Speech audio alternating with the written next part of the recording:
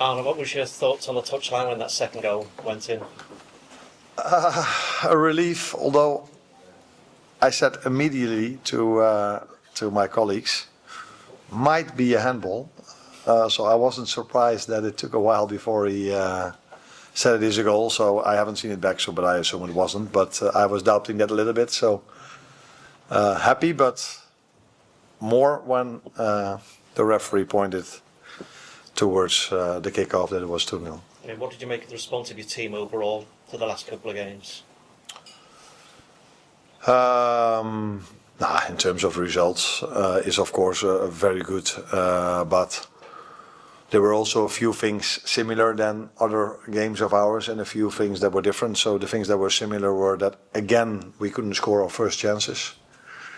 The good thing was that today, for the first time in many games, the first chance of the opponent didn't go in as well. The best thing was that it was their only chance, and that was after 90 minutes. And this happened so many times to us that the first chance the other team goes in, and then you get a completely different game, as we saw so many times now. Not conceding a set piece.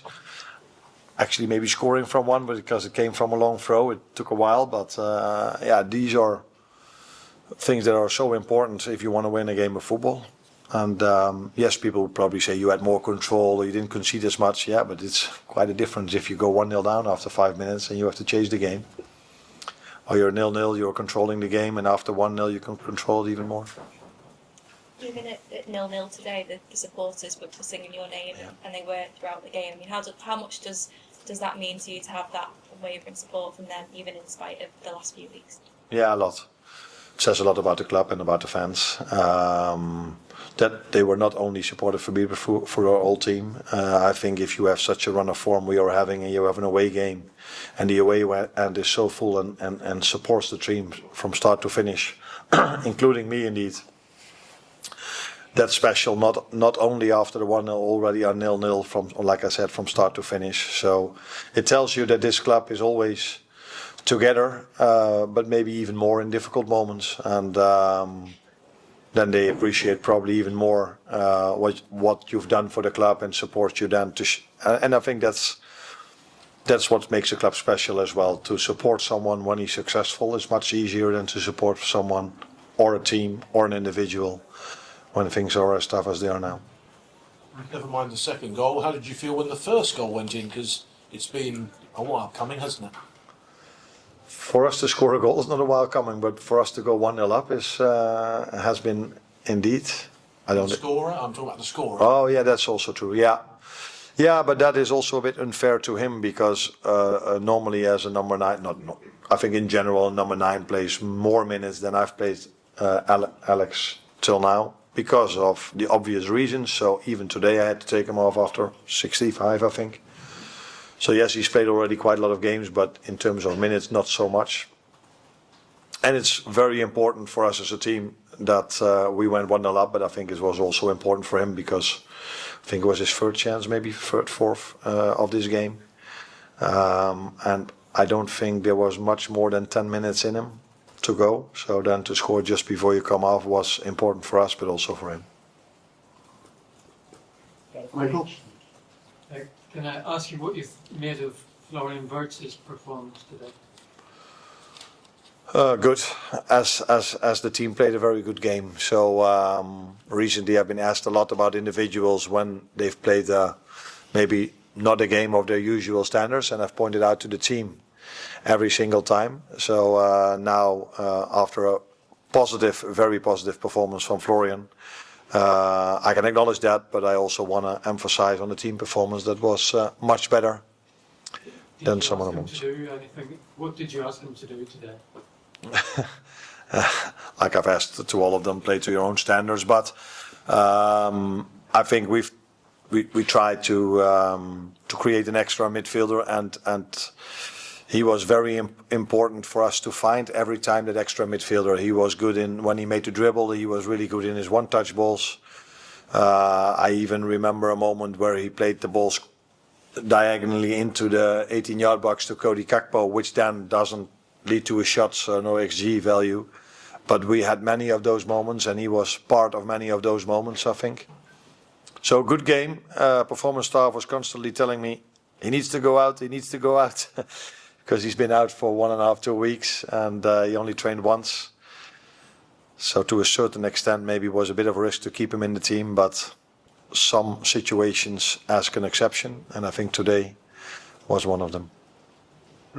Check on Kirkers, was that just cramping? What's Cramp, making you yeah. up against Bowen? He didn't really get any change outs from Bowen's. Really good No, performance, right? no. The only moment when Bowen had a chance was when he was out, but that had nothing to do with the fullback that was in. But that was the only chance they had, and as a result of that, of course, the only chance Bowen had. Good performance, good defensive performance from him. I think he was also attacking-wise a few times a threat. In the first half, another time when it didn't lead to a shot on target, but a cutback cross from him when we overloaded the box, were all moments where I think if we are in a better run of form, these moments will lead to more goals. So yeah, good, but it also maybe tells you something. I've emphasized a lot of time on the fact that some players need to adapt to the Premier League, and I've emphasized a lot of times on the fact that some players need to adapt on 3 games a week. And that maybe it's not a surprise that Milos has cramp in the end, for 2 reasons. He's not completely used to that, and second of all, because he puts so much effort in every single time he plays. Also check on Alisson. He obviously clattered into Gomez in the first half. Was he just winded, or Sorry? was he just winded? Like, what was the injury? I don't think there was an injury, otherwise you cannot keep on playing. So I think he's okay. Didn't have a lot of work to do, so yeah, I assume that he's ready to play again. But sorry. Yeah, there was a lot of frustration in the crowd. I think maybe because of what happened yesterday at City, there's been like a bit of controversy around tactical injuries with goalkeepers. Like, do you think that's an issue, or is it not something that's in your mind? I don't know what happened at City, so you have to tell me first. Donnarumma went down after being like shouted at by Bruno Diaz, and he was down for a period, and there was speculation over whether it was like a tactical injury. Okay. I have in general a very clear opinion about time wasting, but I think this incident with us, we are the last team in this league, I would almost say, that does time wasting.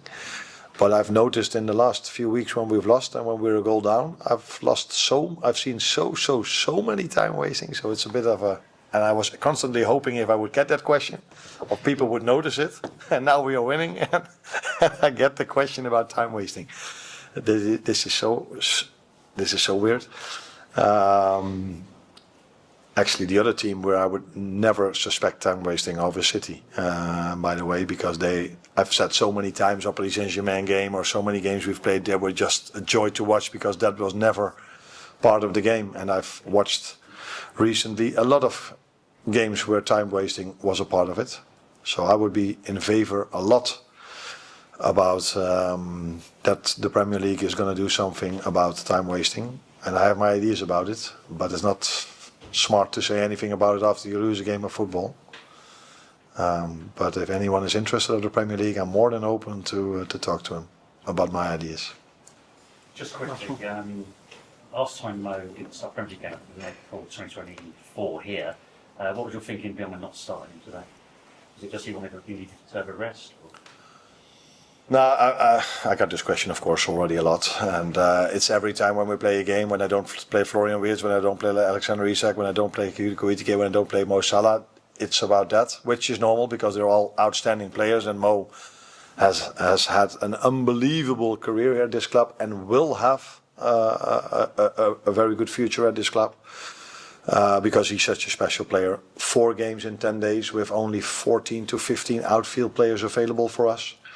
Then you have to decide once in a while to make a certain lineup, and you try to pick the best lineup for every single game. And today, with the way they set up, with a fullback that's constantly very high and a winger that's constantly inside, I thought